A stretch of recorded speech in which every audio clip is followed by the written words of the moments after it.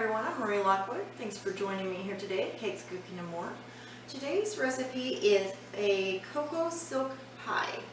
So very chocolatey, very rich, and very delicious. So let's see what we need. So for today's recipe, we're going to need a frozen pie crust. For some reason, the homemade one just doesn't work well with this. It comes out really hard. A little bit of milk, sugar, cornstarch, butter, salt, vanilla. These are 2 egg yolks that I've beaten with a fork, a little bit of cocoa powder, and some fluffy whip for afterwards. And that's about it for what we need for this recipe. Okay, so let's get started. So first what we're going to do is take our pie crust and a fork. And you're just going to poke holes in it because we're going to have to cook this pie crust with nothing in it for this recipe. So you just want to make sure you get holes all through the bottom, and you're going to want to do the sides too. We're going to cook this in the oven at 400 for about 10 to 15 minutes. You want to make sure you get a nice golden brown to it, but you don't want it to start bubbling. If it starts to bubble, take it out, poke it with the fork a couple of times wherever it's bubbling, and then just stick it back in there to finish.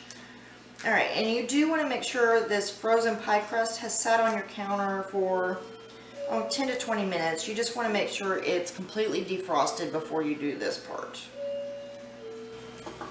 Okay, so what we're going to do now is we're going to add our sugar, our cocoa, our cornstarch, and our salt. Get those well mixed, and then gradually add the milk, and then we'll be done. Now that we've got everything in, we're just going to give that a good mix. We're going to turn our heat to medium-high, and we're going to slowly add our milk while stirring.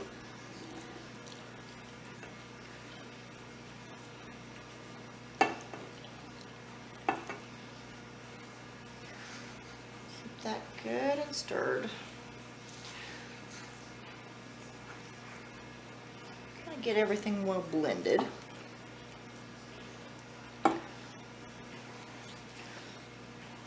You're going to be cooking this and stirring constantly, so you can't leave this for a few minutes while you go run and do something else.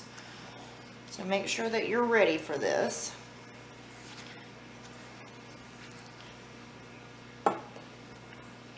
Now that we've got everything in, we're just going to bring this to a boil, and then we'll be back. Alright, now we are getting close to boiling. Like I said, you want to make sure you're stirring constantly. If you see any clumps of cocoa powder, make sure you break those up. I just push them against the side of the pan.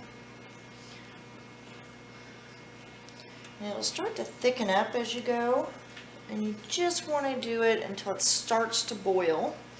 Then we're going to boil it for 1 minute, and then we'll be back.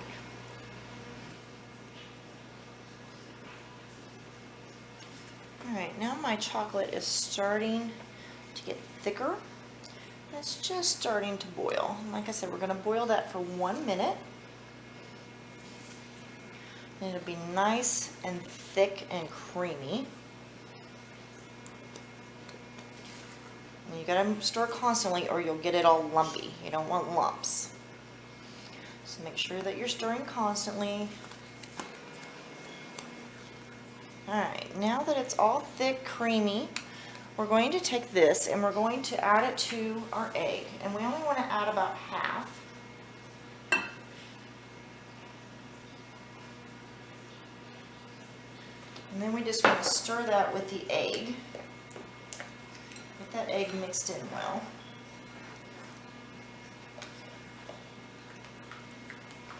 Once you've got that egg mixed in well, you're going to add it back to your pan. Now we're going to mix that back in because now we have the egg in it. See, it sort of looks like pudding at this point. It's got a nice thick consistency to it. Alright, now you're going to heat this back up on the stove.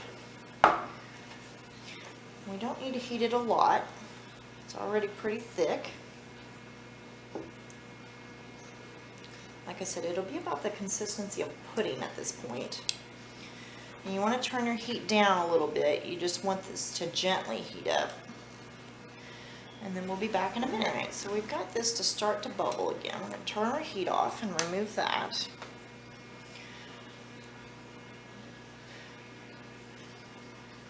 Okay, now we're going to take it to the side.